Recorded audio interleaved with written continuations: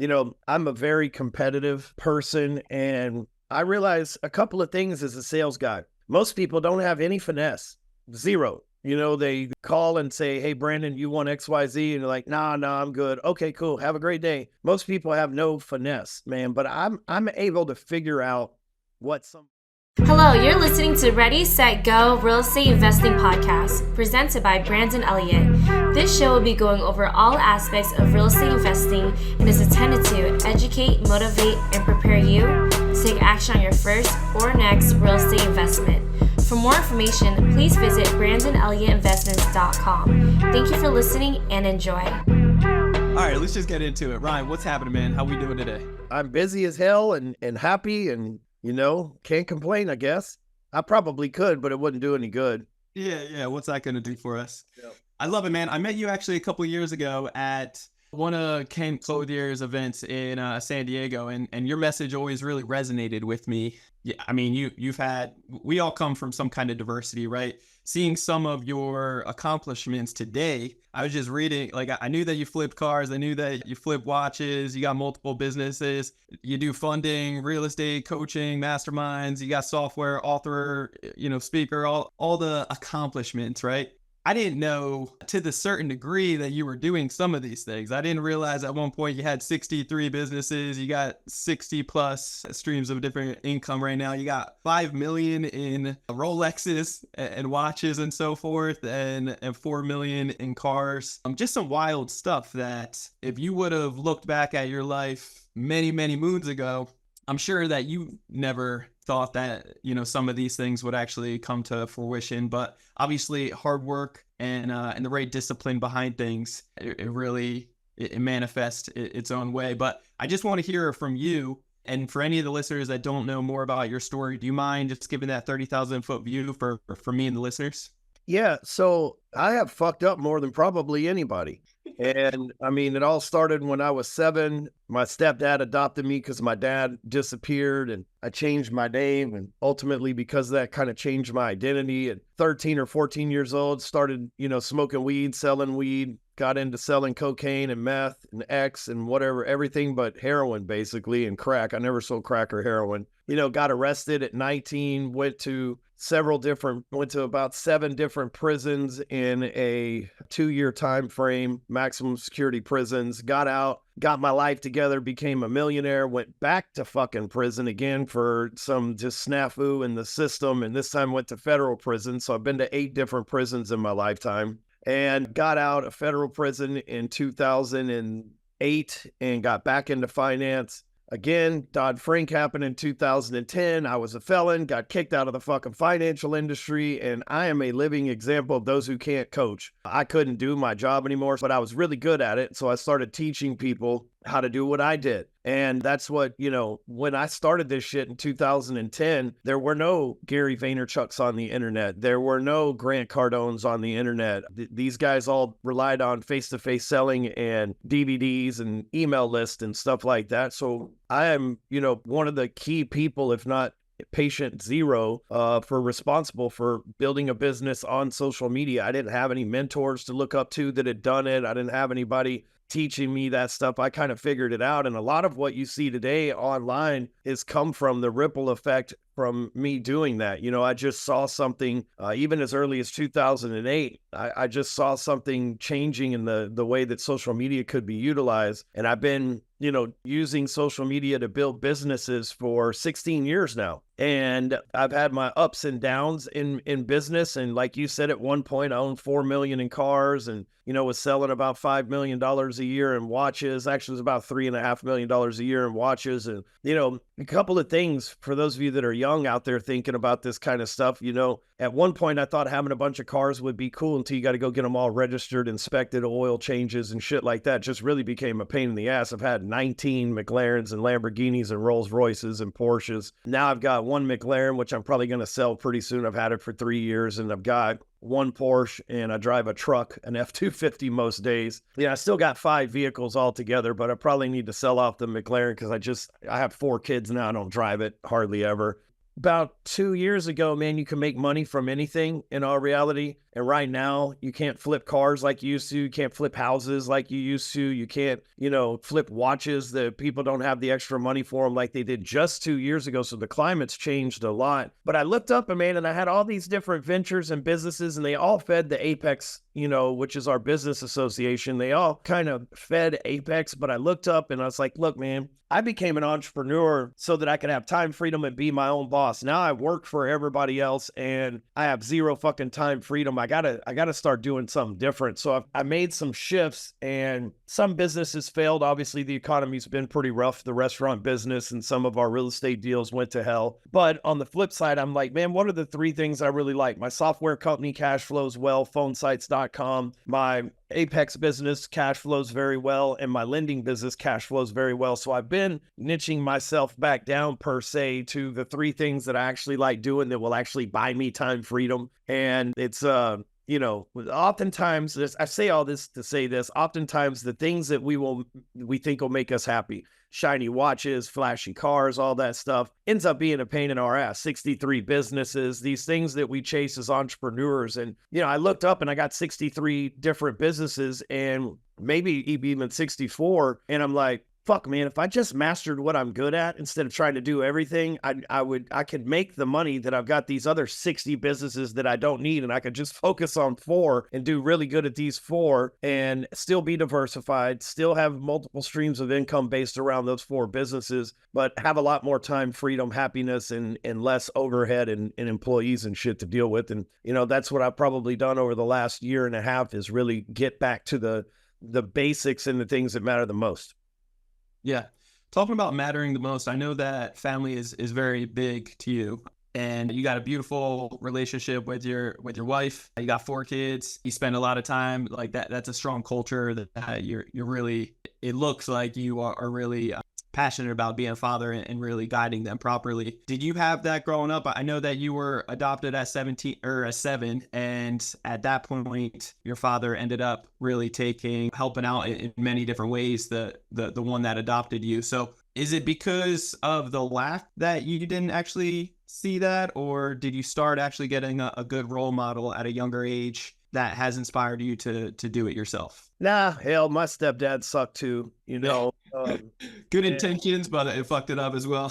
Yeah, he just, we're not the same DNA, so it's a hard job for him. But I never really had a positive father role model, which is why it's important to me. Yeah. And, I never had a bunch of positive marriage role models, but that's why it's important to me. But I met a man in 2005 named Pastor Keith Kraft, and I've watched him be a good father and a good leader and a good husband. And he's been with his wife for 40 years. And so I modeled a lot of my stuff after my pastor. And, for me, it's important because I didn't have a good dad. I want to be the dad that I never had to my kids. I've got 4 kids, and, my wife is my best friend, and I couldn't ask for a better human to do life with. She can deal with my insanity and anger burst and temper tantrums and shit that you guys online don't see, but probably suspect happen. And so, it's in, some of you guys have seen me lose my shit online, or maybe, sometimes ex-employees share voicemails where I'm fucking getting on their ass and stuff like that when they're not here. It's just part of being in business. But I've got somebody that I know is on my team no matter what. That matters a lot to me. And here's the truth behind that.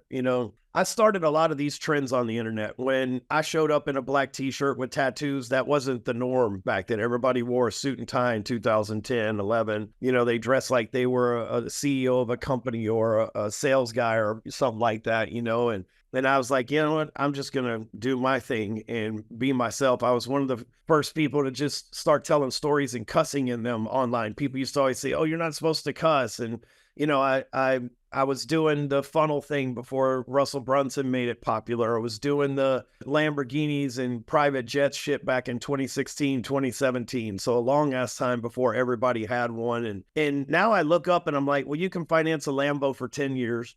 You can go get a funnel from a place like Phone Sites for, $29 a month. You can go and charter a private jet with 10 of your friends and act like you're balling out of control and stuff. But here's what you can hack. You can't hack being a good husband. You can't being a good father and having good, well-respected, well-mannered kids. You can't hack, 14 years in business and still here watching a lot of people, come up, tell a bunch of lies, then get called out by the public and get kicked out. You can't hack some of the things where I'm at in my life now. And so, as I've gotten older, I'm 45 years old now, or I will be on Monday or Tuesday, whatever day it is. But, I'm 45 years old now, and I'm at a point where I'm starting to realize as I mature and get wisdom what matters most. And what matters most to me is family. Second, what matters most to me is freedom, because I've not had freedom for extended periods of time in my life. And, I'm really, I used to think, oh man, I want to go make hundreds of millions of dollars and maybe be a billionaire and stuff like that. But I've actually got to a point where I've designed what my perfect day is. And I know the dollar amount that it costs me to live that day every day. And so really, I'm just focused on living my version of a perfect life, the least amount of stress possible, the least amount of resistance, the maximum amount of freedom, the maximum amount of time for my wife and kids and the other people in my life that I love. And really, I'm at a point now to where that's what matters most to me, and, I talk to business owners every day. A lot of people are struggling. A lot of people are frustrated going through some shit, whether they're real estate people or mortgage people, or whether they're just, any business across the nation right now is going through some sort of trials and tribulations. And, I just I'm really focused on building a bulletproof lifestyle to where no matter what happens, I still get to do things the way that I want to do them without having to overextend myself or, work myself to death and miss out on everything. A couple of years ago, I was on a jet every 3-4 days. And I look up and I'm missing, I'm thinking, oh, I want to go speak on all these stages and go do all these things. And I look up and I'm like, fuck, every time I get somewhere, I'm like, I miss my wife and kids, man. And, here I am leaving for the day or leaving for 2 or 3 days, depending on what I had to do at an event or whatever. And it's like, yeah, it feels good to speak on stage, but I've been on stage 300, 400, 500 times at this point in my life, maybe more than that. It feels good to go and pour into an audience, but I've got an audience at home that need me to pour into them the most. So I've just made as I've gotten older and experienced things and checked a lot of shit off my bucket list. If you've never drove a Lamborghini or owned one, you probably want to own one. If you've never had a Rolex or a Patek or a AP, you probably want to own one. But then after a while, I always say it like this. When I bought my first McLaren, it was like, man, take your shoes off before you get in. Now, when you got muddy boots on, I don't give a fuck. We'll clean it up later. You know what I mean? Yeah. Car and shit like that. But when I was checking it off my bucket list, it was a huge thing. When I got my first Rolex at 38 years old, I was like, fuck, I can't believe I have a Rolex. When I got my first supercar at 37 years old, I'm like, fuck, man, I can't believe that I'm driving this thing.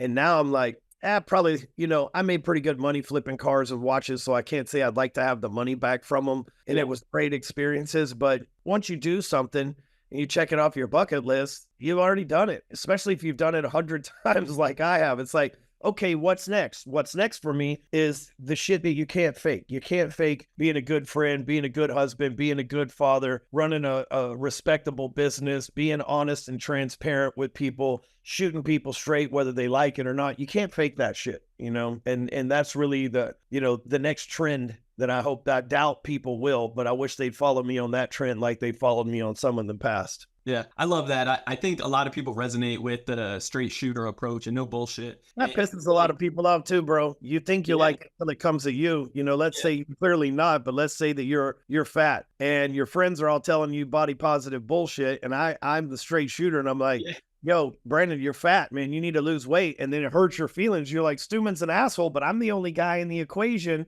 that is actually trying to help you out of a situation where everybody else is empowering you to make bad choices, It's true. It's true. Yeah, there's a lot of bullshit out there. There's a lot of softness in today's society, which really, I think is fucking up America in many different ways. Man, more than you know. But I can definitely resonate with, I met my father when I was 18 years old in court so he could stop paying child support. And so I didn't have that male father either. I started selling drugs, big pothead, and selling a bunch of weed. Had an explosion actually on this day back in September 24, 2011, and had an explosion in my apartment making hash oil. So I was on fire, burned 40% of my body like a dipshit. And look at my hand. I don't know if you can see it, but I was on fire a couple weeks ago too. I wasn't making hash oil. I was just trying to burn brush at my ranch, but I made a I made a bad move and it was a little slippery and I fell and gas poured all over me, caught my whole fucking body on fire too, man. I'm burnt in my legs, my hands. But Oh, I fuck. fucking feel you burns, man. There ain't nothing you can do about that shit, bro. You just have to suffer the fucking pain, man. Did you get you go to the hospital and get some shit taken care of or what?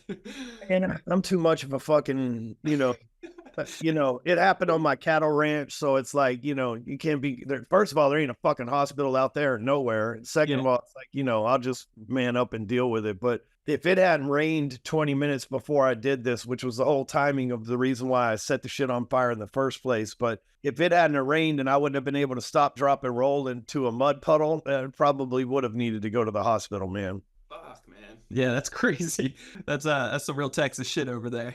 Yeah, that's me. Yeah. Been I here love for 5 years. Yeah. So talk to me when it comes down to the hardcore closer. I know you've been coined this a few times now, and there's a quote of you saying that you've gotten more salesmen of the month plaques than you can count. So what does that actually count towards? Like where you were working for somebody in the past before starting all these businesses, and what does that look like? I've been the top producer everywhere I've ever worked, and I haven't had a lot of jobs. Was the top producing salesperson at a car wash franchise. My ticket average was higher than everybody else. And then I became a mortgage officer, and I worked at over the course of a decade, 4 different mortgage companies because I'd get recruited. The first one I started at, became top producer, got recruited to a better one, became top producer there, got recruited to a better one, became top producer there, then went to prison, got out, and got a job after I got out of prison at a very large institution and became the top producer there. So, I'm a very competitive person, and I realize a couple of things as a sales guy. Most people don't have any finesse. Zero. They call and say, hey, Brandon, you want XYZ? And you're like, nah, I'm good. Okay, cool. Have a great day. Most people have no finesse, man, but I'm able to figure out what somebody really wants. I knew when I sold mortgages, what made me good was I knew nobody wanted a mortgage. Nobody's like rolling over in the middle of the night going, honey, we could be in debt for 30 years at a specific interest rate. That's going to solve all of our problems. That's not what they want. They want a fucking house. So while all these other guys were selling interest rate and terms and the mortgage bond market, when to lock the rate in and shit, I'm like, look, dude, you want a house at an affordable fucking payment? What payment are you thinking? What price range house do you want? And we'll see what we can do to make that shit happen. And then it was all about their true desire. They want the house. The loan was the bridge that they had to build to get to the house. So if I sold the house, then the next guy's arguing over an 1/8 or 1/4% interest rate. I'm talking about, hey, we can close this bitch in 30 days and you can be in your dream house for less than the price that you told me you wanted to pay for every month. Sign here. Fuck, there's no argument. So, I just realized how to listen to people. I think it only takes 2 things to close sales: confidence, and that comes from product knowledge. You got to know that whatever you sell can solve their problem. And number 2 is empathy. You have to listen to them so that they know that you understand their problem, so that when you're confident about solving that problem, they know that you understand. It doesn't take much more than that, but it does take a level of finesse to figure those 2 things out. And by finesse, I don't mean like how the rappers say it this day, where you're getting over on somebody. You have to be able to talk. You have to be able to, I had a guy that I fired here a couple of weeks ago working for me, and the dude worked for me for about 6 months, had 4,100 leads in his pipeline. He's like, I've called them all and nobody's answering. I said, what kind of voicemail are you leaving them? What kind of text are you leaving? He goes, oh, I didn't know we were supposed to leave voicemails. Like, bro, you got to be fucking retarded to be in sales.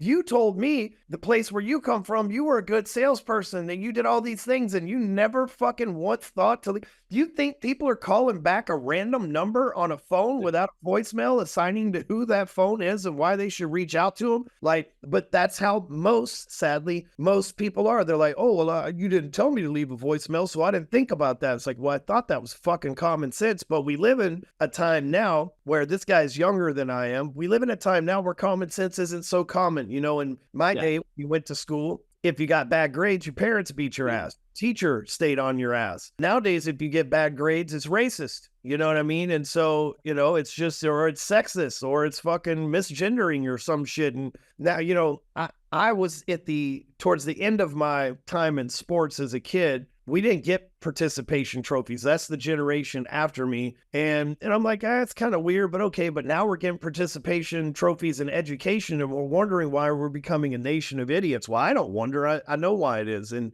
a lot of these folks don't think for themselves and shit. And it's not everyone, and it's not everyone in the younger generations, but it's getting worse year over year in the way that people just not thinking for themselves, not having communication skills, not having any kind of finesse, or not wanting it bad enough. Like I didn't care about the trophy that came with being top producer. I care about the paycheck that came along with it. I care about the respect of the peers, and the maybe even the hate from the peers that I'm whipping their ass in the job. You know what I mean? Like that's what kept me going. It's like, oh, I can't let Brandon beat me this month. He got close last month. I got to run the score up. Yeah. So, but a lot of people don't think that way. They think, oh, Brandon and me, we both deserve to win. Fuck that, Brandon. If you're competing against me, I want to win. You can take second place, bro. Like. No, I hear you, man. So when it comes down to like the sales guys, was that a all commissions type of role too, like paycheck, or is there? Yeah, no, we used to get bases here. Yeah, it doesn't work out.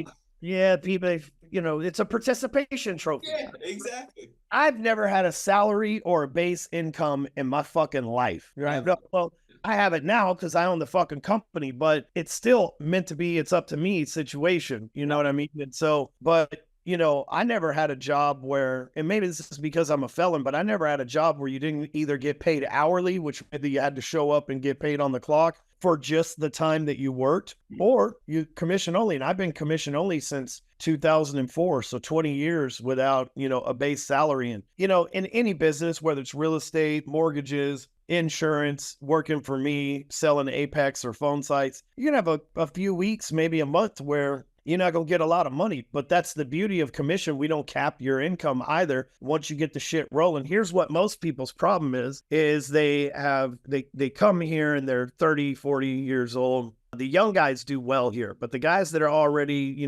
28 plus that come here, they think it's going to be an easy job. Turns out it's just as hard as any other sales job on the planet. And they already have a house payment and a car payment, and they don't have any savings, and they can't afford to go 2, 3, 4 weeks, 5 weeks without a paycheck to get the shit rolling for them, right? Because my business, we don't get no's. We get a lot of not right nows. Man, I got XYZ event, this closing, that closing, this event coming up, pay my taxes first, whatever the fuck it is. We don't get, no, I'm not interested. We get, okay, I don't have the money right now. Let me do XYZ to get it, blah, blah, blah. And so it takes a minute to get rolling here. And, the guys that show up here that are 19, 20, 21 years old, fresh out of college, they don't have any debt. They still live at home with their parents, blah, blah. They kill it because they actually have a safety blanket of their parents' house, or, their parents buying groceries and shit. And then, they're here 2 or 3 months. The money starts flowing in. They start making $5,000, $10,000 a month. Then they go out and they buy their own apartment. 6, 7, 8 months later, they're making $7,000 to $12,000 a month. Now they're stacking their money. I'm not going to let them go buy a brand new car. I'm not going to let them go fucking do stupid moves and shit. And, I've got a guy that's worked for me for 5 years. He's 24. His truck's paid off. He owns 3 pieces of real estate, lives in one, has 2 roommates that pay the rent for him. He lives there basically for free,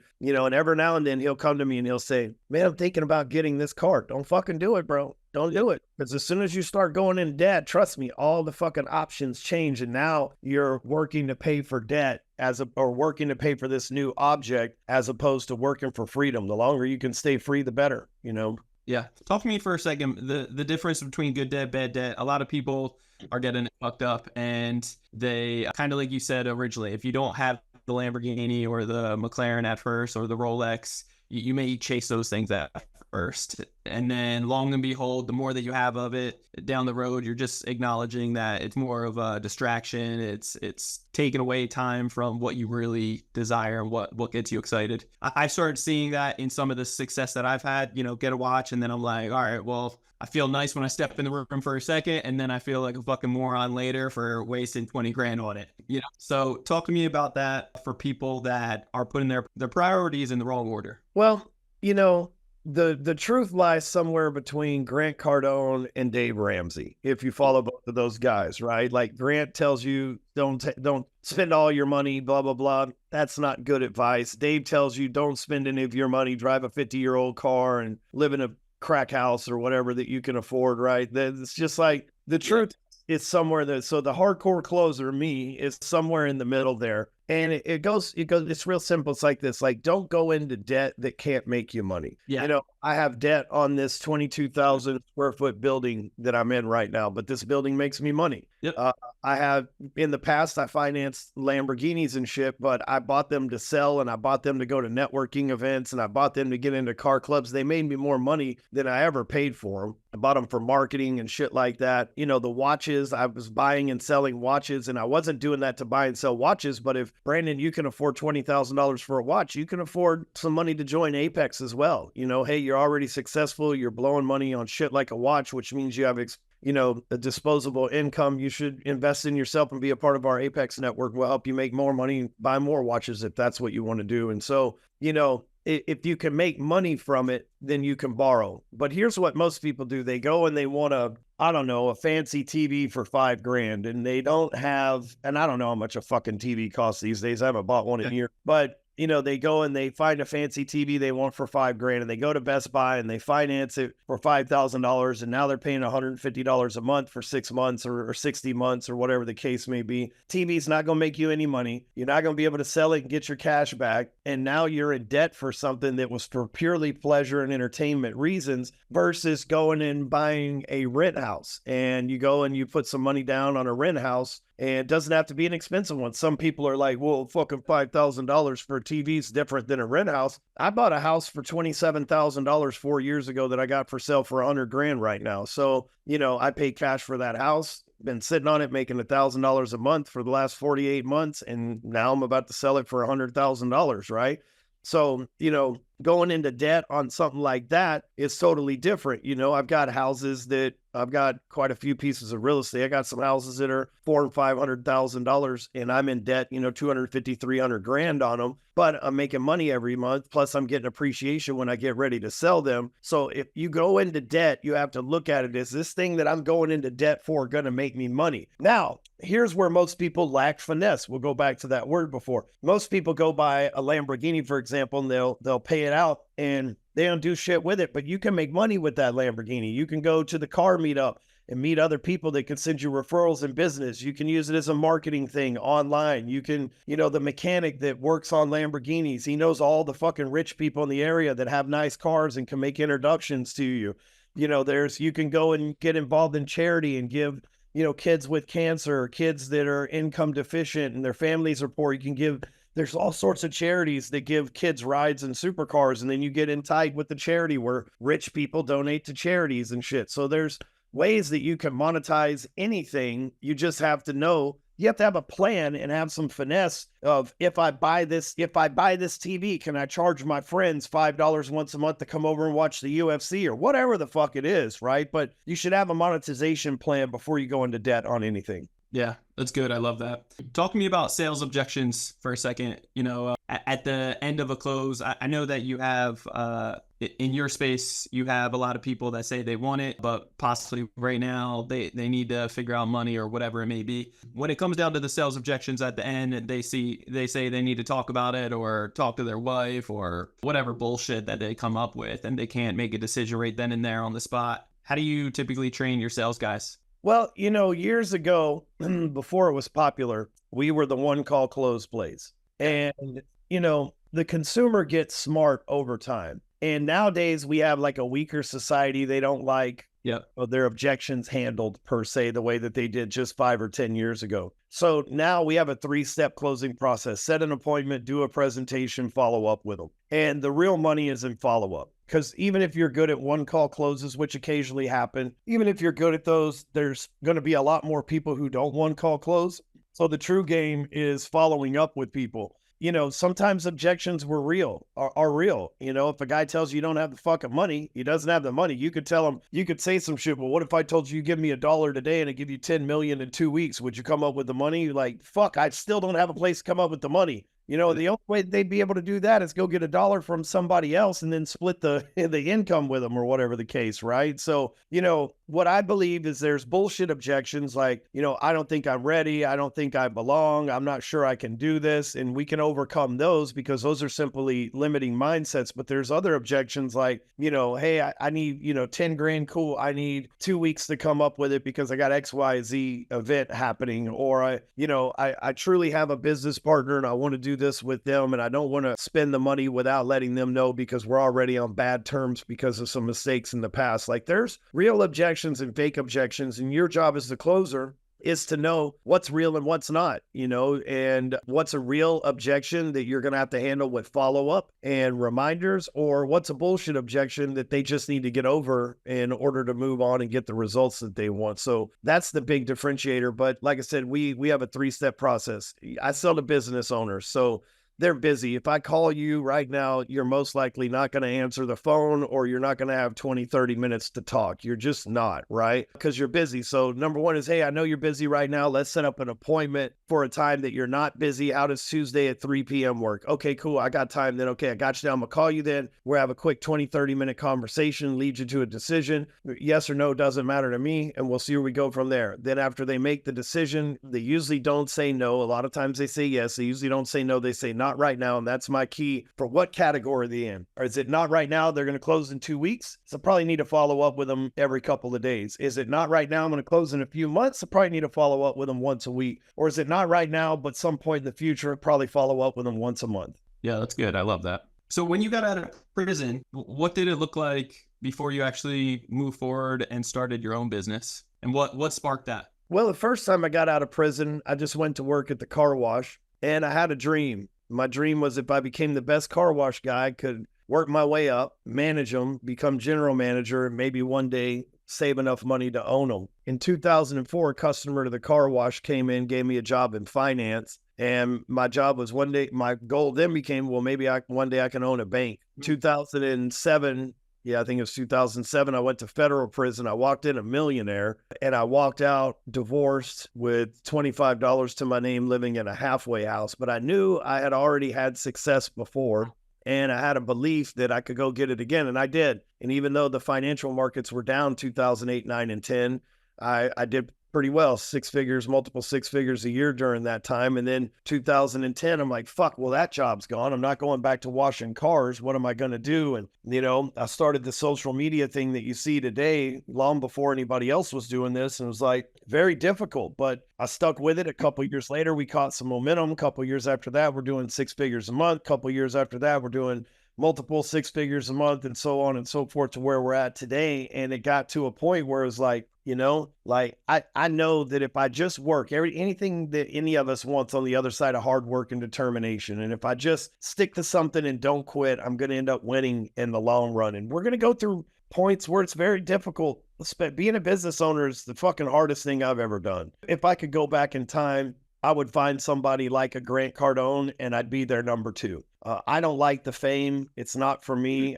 I like anonymity and I like money. And I got put into this. And I'm not famous by any stretch of imagination, but there's very few places I go somebody doesn't come up to me. They're at an airport or in another state. Hell, I've been in other countries and people bought me dinner and drinks that were in the restaurant. So, you know, I've got somewhat level of exposure to where a lot of people know who I am. And I don't wish that because sometimes I got fucking yell at my wife in public. You know what I'm saying? Sometimes I got to fucking get on my kids in public, or sometimes I just want to be left the fuck alone. And I would rather, you know, be one of these guys that have a good amount of income and nobody knows who they are. I think they're really winning. I was at a party in LA about 5 years ago and it was a bunch of celebrities and a bunch of millionaires, and the millionaires all wanted to be famous and the celebrities all wanted to be millionaires. And I thought, you guys got it fucking backwards. If I had your money, there's no way I'd want people to know who the fuck I am, you know? And for me, I never wanted to be famous. I wanted to work. Honestly, I wanted to work for Frank Kern and I wanted to be his number 2 guy selling his shit. Yeah. Nah, bro, you got to go run your own stuff. You too good to be working for me, blah, blah, blah. And, you know, I wish he'd have gave me a chance because I think Frank and I would have made a good team and I could have sold him all day, every day and made him a bunch more money than probably he's made and had me a lot less stressful life than I've had. Because, you know, as a business owner, especially for people right now, the story I always hear is like, you know, I had a really good year in 22. In 23, it sucked, and I had to pay taxes from 22, which fucked me up. And now in 2024, I'm taking a fucking loss because I don't have the money that I had from the reserves, because in 2022, things were good, and I scaled my business and bought another warehouse and bought more inventory and hired more employees. And 2023 hit, shit came to a screeching fucking halt. I had to pay 2022 taxes. Now I'm down in my income, and I've got this warehouse, and, you know, had to lay off employees and shit. And it's like, it's very hard to gauge, because, you know, you're going to have a few good years and you think, okay, cool, I need to expand. And then that could just fuck, like what we saw, just come to a screeching halt. Like, you know, you could have been in 2023, you could have had 5 houses under contract and had them under contract for 90 days because you're looking for buyers, and you put all this money down on these homes for earnest money, 10, 20 grand each, depending on what kind of home they were or what kind of property it was. And then all of a sudden the commercial fucking real estate all of a sudden costs 12% interest to buy commercial real estate. It's all of a sudden 7.75% to buy residential real estate. And then you got to make a decision. Am I still going to buy this house, or am I going to lose my earnest money?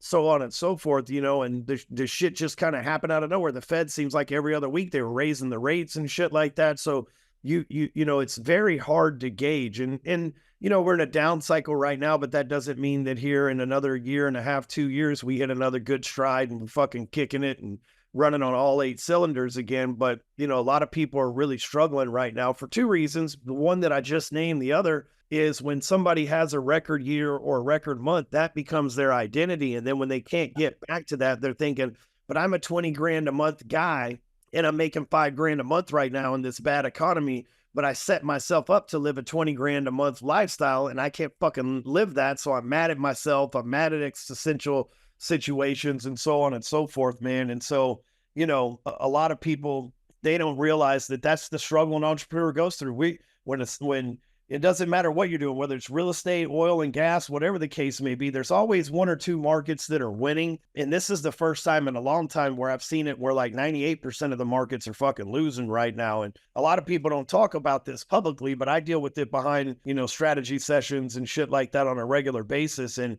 you know, most people, they're online right now bragging about how good things are, even though they're not. Whereas if they just told their people that they need more business, their people might refer it to them if they were just honest with them. That's so good. That's so good. Yeah, I could definitely relate. The last couple of months have been a shit show with marketing online and so forth, keeping up with politics. I feel like we're going against with ads and just the summertime in general. So you know, we're doubling down in the business, if anything, for employees and C-suite, you know, hire-ons, hoping that in the next few months shit really starts clicking back, but you never know. Well, you know, this is probably the worst year I've had since 2019 or 2020. So we're having a down year because I sell to business owners. So if a large majority of business owners are hurting, so am I, right? And, you know, I don't know who's going to get in office, Kamala or Trump. And, you know, hopefully if Kamala gets in office, she has the responsibility, I feel, as a person of color and a female to really do good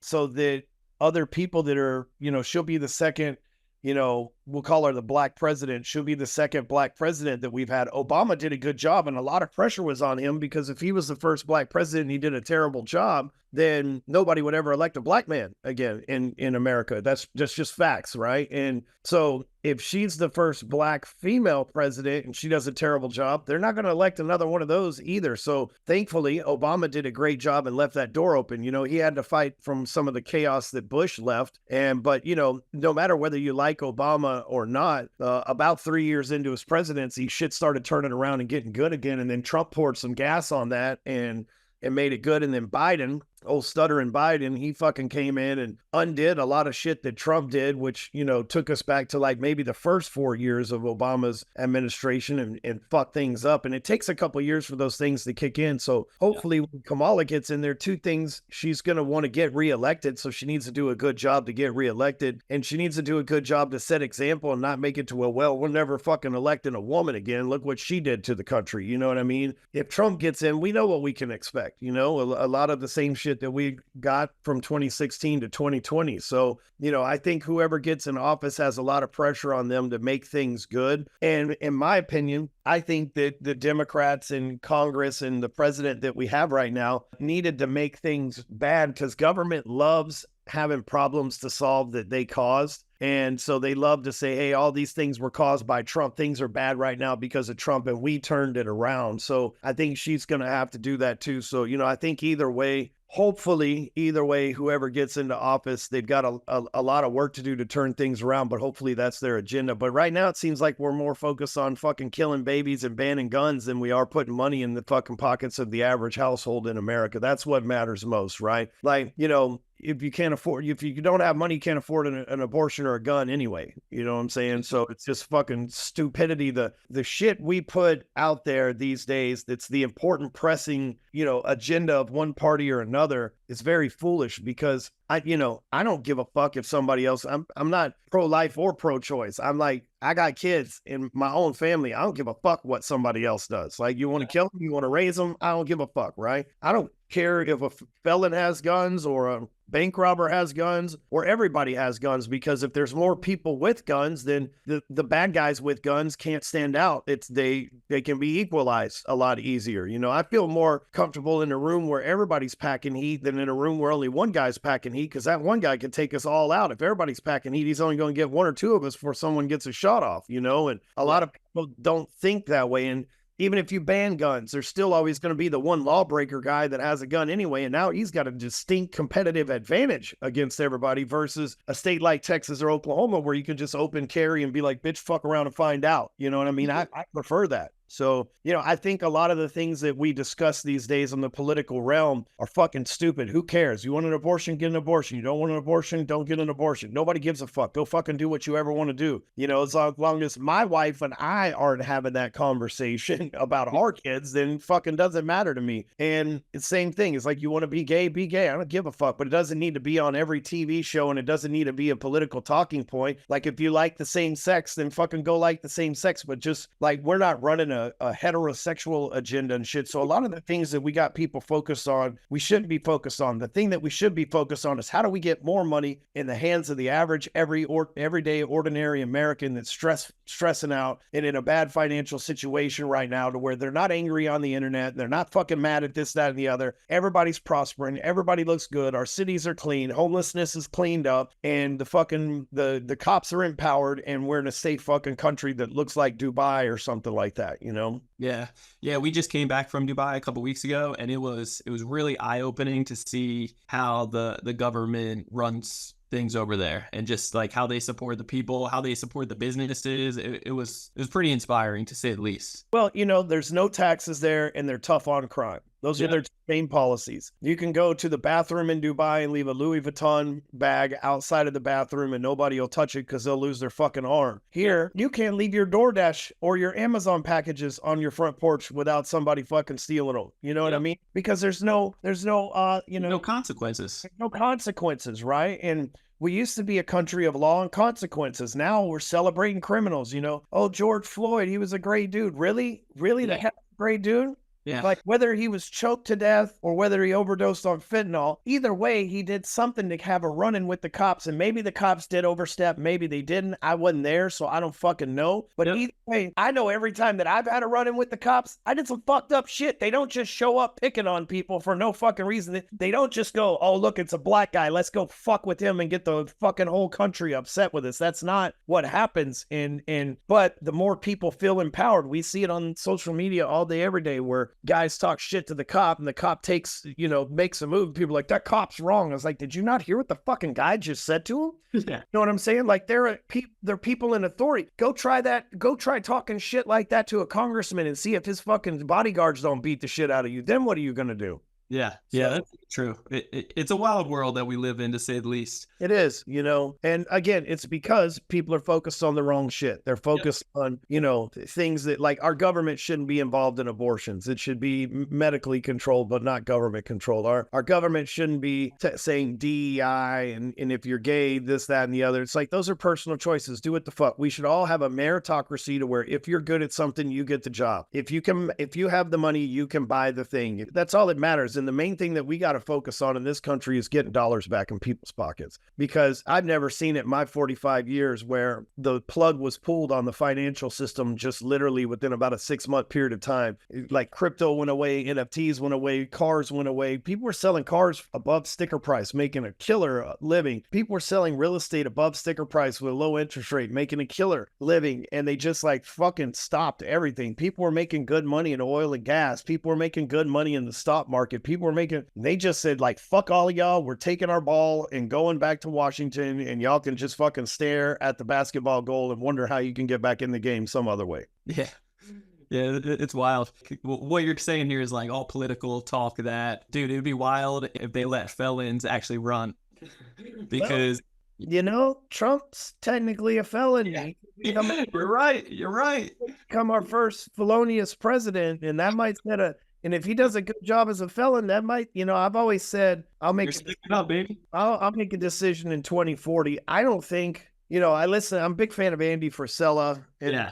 I've known him for about 5 years, and he's talking about running for president and stuff. And as much as I'd like to see a guy like him or Grant Cardone be president, I don't think there's enough people in America that can take their bedside manner, because they're very hardcore. It's not cookie cutter. It's not like, the thing about Obama, man, was he was a great speaker, man. Whether you were left or right, you felt united. When he talked, he had the right tonality and all this shit. And you got Andy Frisella, who's got great policies and great ideas, but he says fuck every other word. And he's telling you, the pedophiles belong in a wood chipper or whatever the fuck, right? And there's going to be a lot of people that even though that's what I believe too, a lot of people that think, oh, he's too rude, and what if he qualifies me as a whatever, right? And so, I'm looking at like in 2040, I'll make that decision. I should have enough money then. There should be enough precedent set. And if we're still running for office in 2040, God knows what may happen in the future,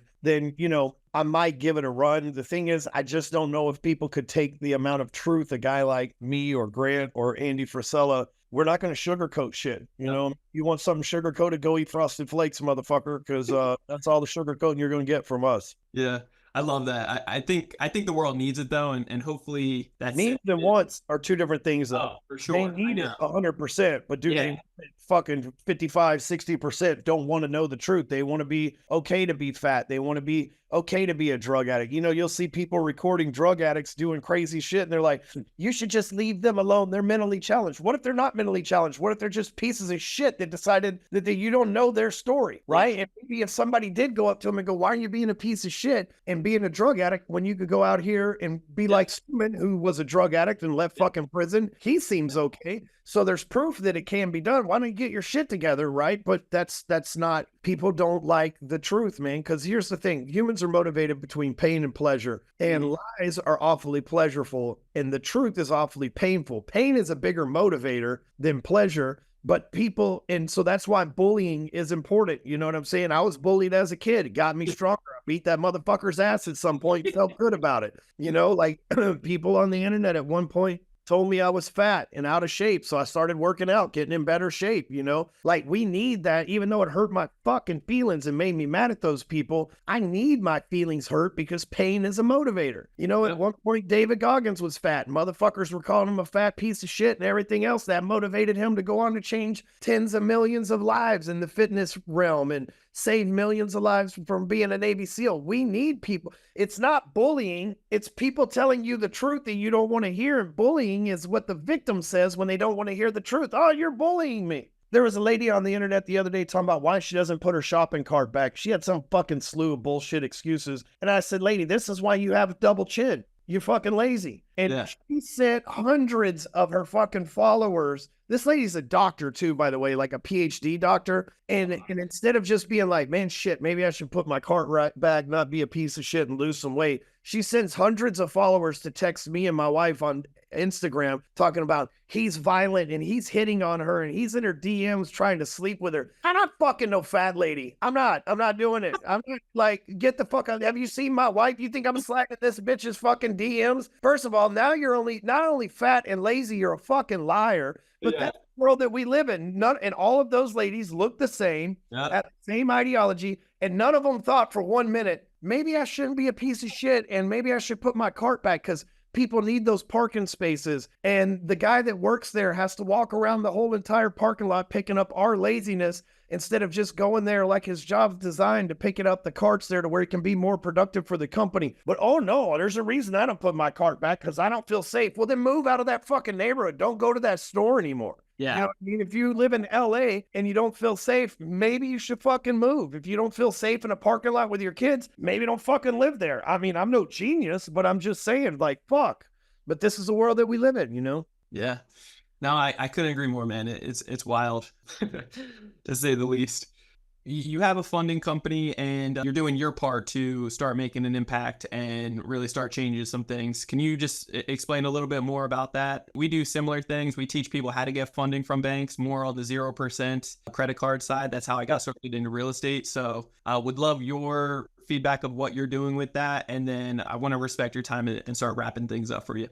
Yeah, so I own a company called Closer Capital, and we loan money to business owners. So we don't loan money to consumers. We loan money to business owners. But if you're a business owner, we can fund your deals for you as well. So like, let's say you're an HVAC guy and the client doesn't have $7,500. We can fund their $7,500 through you. So we do a factoring loan. So we can, in over 64 different industries that we operate in, that we can fund clients as well, but we fund them through the business owner. In other words, they get their money up front, and then we collect the payments from the clients. But we do lines of credit and term loans for business owners. So our term loans start at Prime Plus One. Obviously, that depends on your credit and the amount of time you want the loan for and stuff like that. And then we have lines of credit that we set up that go as low as 1.25% per month, you know, which is around, 13, 15% annually if you carry the balance the whole time. But that's not typically why you have a line of credit. Typically, you flip in a line of credit, revolving line of credit, you're probably flipping it every 90, maybe 120 days on average. So, we have some low rate funding solutions for people. If you need money and you're a business owner, you've been in business for at least 1 year and make at least $10,000 a month in top line revenue. And that's not going to get you much of a loan, by the way, but that's like our minimum requirements. We do up to $1 million line of credit. So if you're making really good money, typically we'll give you a line of credit based on 2 to 3 months worth of income. So there's a few variable factors there, but if you're looking for money and you get turned down by traditional banks, we have amazing programs you can apply at CloserCap, CAP, CloserCap.com, and somebody on my team will reach out, gather your docs, give you an opportunity to get some money from us. We typically fund, and depends on how fast you are, but we can fund a deal in as short time as a week, for things like inventory, payroll, acquiring real estate, hiring more employees, expansion of your business, maybe building a warehouse, something of that nature. But, we're really, really, really good at what we do, and we're really dialed in with some great lenders. So, if you can't get a traditional loan from Bank of America because they don't like your business plan or they don't understand how your tax system is set up, then you can come to us. We look at bank statements, tax returns, 3 months bank statements and 1 year's tax return typically, plus your operating agreement. We can get you set up with some line of credit. Could be as high as 4 or 5% a month. If you ain't ever paid a bill on time in your fucking life, that's your fault, not ours. But if you got good credit, you run a good solid business, then, we do it for as low as 1.25% a month, and Prime Plus One for top tier clients on the term loans as well. Love it. Love it. Yeah, that's awesome. That will definitely help out a lot of people. So you're still working through banks, right? It's not a fund that you... Private money. Yeah, private money. Oh, okay. Awesome. So it is a fund that you guys set up that it is... Not us, other people. I'm a broker, so I've got about 10 different banks that I go through, or private funds that I go through. So I'm essentially the middleman in the whole thing. But these are people that you would never find online. They're people that, unless you know a guy or know somebody like me, you're never going to get access to money like this. So yeah, I love it. Cool. Well, Ryan, man, I appreciate your time. It was awesome to get to know you more and get to hear your views on many different things. And it's exciting to see where you've come, what you're up to today, and really what you got going on for the future. Any last words for the audience? And then can you just list out how people can check you out and follow you? Yeah, if you listen to this and any of this offended you, you probably should get your shit together and fucking callous your mind a little bit. If you don't like some of the words I use or some of the way that I speak, that's a reflection of you, not me, because all I'm doing is speaking the truth. If you enjoyed the truth, you can follow me on Instagram at Hardcore Closer. I don't talk a lot of business shit on there. I'm usually just ranting and talking shit and having a good time on there. I use it as true social media. Facebook, I do a lot of inspiration posts and a lot of what if and thought-provoking posts on business and stuff like that. On Facebook, I'm Ryan Stewman. Both of them have blue checks. Don't follow any account that doesn't have a blue check. Don't fucking respond to anything that says I'm Ryan Stewman's side fucking account or whatever. I don't have no other accounts, just those two. And if it ain't those two, it ain't me. So Hardcore Closer with the blue check, and then Ryan Stewman on Facebook with the blue check. So, well, I appreciate your time, brother. It means a lot. And guys, if you haven't checked out Ryan and started following him, do that right now. Reach out to him, show him some love. Same thing with me. If you want to get a hold of me, you can check out Brandon Elliott Investments on IG or Credit Counsel Elite on IG. And if you haven't hit that subscribe button yet, what are you waiting for? Do that right here, right now. To Ready, Set, Go Real Estate Investing Podcast. You get the newest subscription, or when you subscribe, you get the newest notification every single Monday when the new episode drops. Leave that 5-star review, and we'll catch you on the next one. Until next time, God bless. Peace out. Appreciate you, Ryan. Later.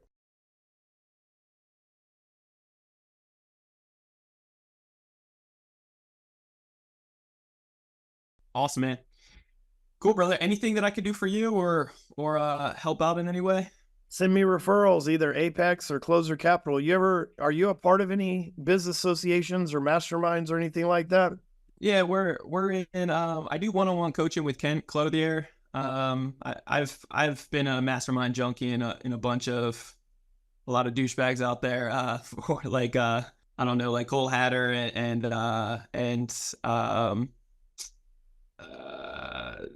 Cody Sperber and some of their top tier stuff. But I was in 100 million with Dan as well. But how much money did you lose in that thing?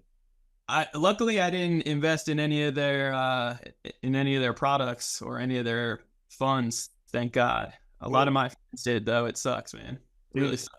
Fucking con artist, but yeah, Kent's good people. I got into 100 million because they gave me a slot in there. I didn't have to pay for it, and Kent was there, and Cody and I don't always get along because he's kind of wishy-washy, but he I invested with Cody, and I kind of had to force his hand a little bit, but he did end up making it right, so I can't complain about him, unlike Dan and Wags and some of those guys. But Kent's always been a real one. I really like him. So yeah, Kent's always been amazing. He's been able to help our business grow, double up every year. So I've been with him the last 3 years, but I had the same experience with Cody that I lent him like $250,000 on a real estate deal, and they fucked around for a while, but they finally made it right.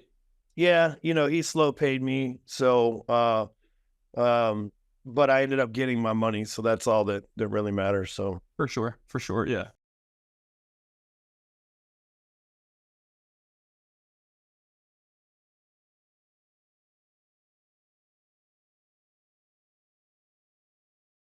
I agree, man. Well, yeah, I mean, if there is anything that I could do for you or help out in any way, I love what you got going on and your core values. Well, I appreciate it. Like I said, man, if you know people looking for some help, either loans or looking for a network like Apex to be a part of, dude, send them my way. Do you have an affiliate program or something? No, man, I don't. We get a lot of referrals and stuff, but I don't have like a specific affiliate program or whatever. We still make sure that people, I think I've sent a lot of people over to Kent over the years. Like, shit, a lot of my executives have gone over there, like Brandon Elliott and Raheem and some of those guys. So, yep, Alex Gearhart, some of those guys are over there. So, but now we don't really have a referral program or an affiliate deal or whatever. We just, mostly work on word of mouth from happy customers. Yeah, I love it. Okay, well, I can definitely keep that in mind and send people over. Would you be open or interested in maybe just doing a Zoom call to our mastermind group? A lot of it is business owners that are typically in real estate, but regardless, it could be an opportunity for. Yeah, that'd be great, man. Yeah. Okay. Yeah, we do once a month on the first Tuesday of the month a Zoom call, so I could. Yeah, I'll DM you more info on that, and then if we could set something up, that would be good. That'd be great. I'd love to do that. Yeah, I'd love to do that, man. Cool.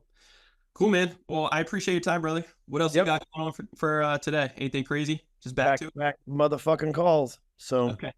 All right. Well, have fun, man. I appreciate your time. Later, man. Stay blessed. Bye. This has been another episode of Ready, Set, Go Real Estate Investing Podcast, brought to you by Brandon Elliott. For more information, please visit BrandonElliottInvestments.com. Also, please don't forget to like, share, and leave a comment below. Thanks again for joining.